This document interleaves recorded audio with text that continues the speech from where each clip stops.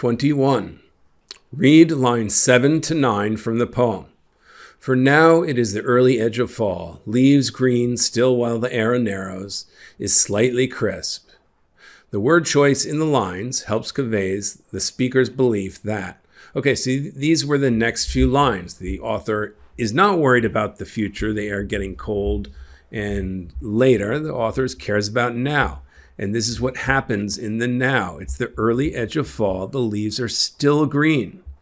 The air narrows. It's slightly crisp. So you can imagine summer air is starting to get a little colder. And you get the sense that it's a nice day because the author then describes sort of how it touches his or her arm. The word choice conveys the speaker's belief that the beauty of the current season should still be appreciated. Yeah, there's not much time. It's the early edge of fall. It's going to get cold. There seems to be some beauty in the current season, and it should be appreciated right now. This looks pretty good. I think that might be the answer. Let's just check B, C, and D. B, the changes in the weather signify the end of the most pleasant season.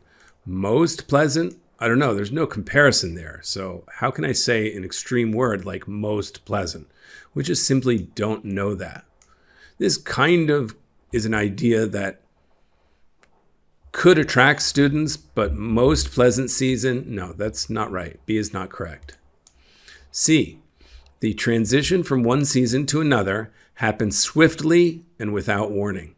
Well, I don't think there's any text here that mentions swiftly and without warning. In fact, the author can already predict what's going to happen. That was the very first lines of the poem. So I think C is actually false relative to the text. So that's not right. D, the change in the weather is so subtle that people rarely observe or feel it. Well, wait a second. The author is observing it. The author is feeling it on his arm. This is not right. That's not the idea. I think the idea here is we just followed the concept that the author is in the now.